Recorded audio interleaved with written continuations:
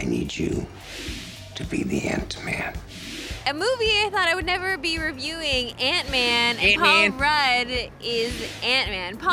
Paul Rudd is Ant-Man. I'm just glad I'm not talking about this with Scott Jones because it would be Ant-Man, Ant-Man. Now, this is an origin story of Ant-Man. Yes, because it we is. all have to wrap our minds around the lore. We have to wrap our minds around this tale that seems, quite far-fetched. Yeah, and it's actually a multi-threaded fantasy because Hank Pym, who was the original Ant-Man in the comic books and Giant Man as well, is played by Michael Douglas, and we get a little bit of his origin tale in here as well, which was actually kind of my favorite part of this stuff. We do get to find out who Hank Pym is and his crazy invention, and then of course we've all seen the trailer. They find Paul Rudd, who plays Scott Lang, who's a down-on-his-luck criminal with a heart of gold, the kind of Robin Hood type. Yeah, he's Robin Hood. Yeah. He steals from the rich to give to the poor. Of course, you want to love Paul Rudd, and we do right away, and that's exactly why he was cast. Yes. Exactly why he's playing Ant-Man, because you already love him off the bat. Everything he says has punch to it. Even if he's not saying anything, he just makes little faces back and forth. Yeah. He just has this charm about him. And he is incredibly charming. He's everybody's best friend,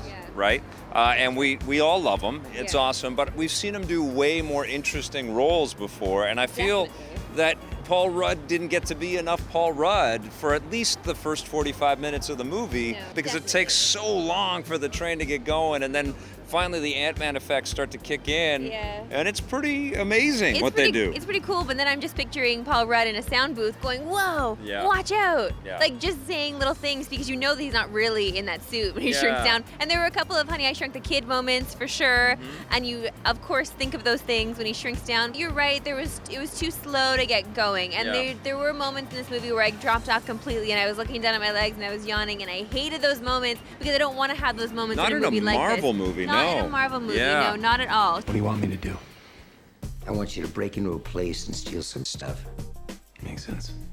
There's lots of great action set pieces, and Yellow Jacket, played by Corey Stoll, is a fantastic villain. He is really, really good in this. The suit that he wears is unbelievably cool. He even has powers that I think Ant-Man is going to be envious of.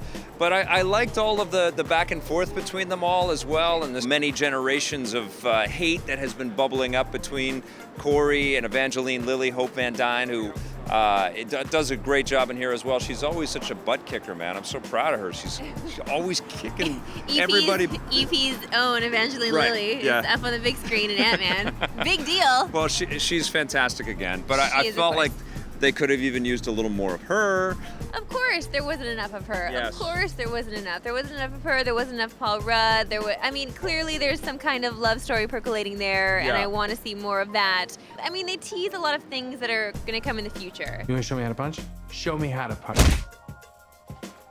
That's how you punch. All of the combat type stuff that they show, Ant-Man shrinking and growing and shrinking, that was amazing. I think they don't come at you with the ferocity of previous Marvel movies. There's a little bit more air in this thing, so you're kind of having to dissect the relationships, and you are supposed to go on this big leap, this big, okay, I guess this is cooler technology than any of the Iron Man stuff I've seen before. For sure. I still really had a good time, and I really like this character now in the context. You know what? I am happy that it did not disappoint me. Yeah. Did I wish it was better? Do I wish it was better? Yes, Yeah, absolutely. me too. I wish that this movie was a 10. Unfortunately, it's not. What are you But you giving know it? what? It's enough to sit down and buy a ticket for and sit down and eat some popcorn and enjoy the ride of Paul Rudd as Ant-Man. I'm going to give this movie a 7.5. Yeah, it gets a 7.5 from me too. I didn't love it, but I had a good time. EP's movie coverage is brought to you by Nintendo, makers of Splatoon for the Wii U.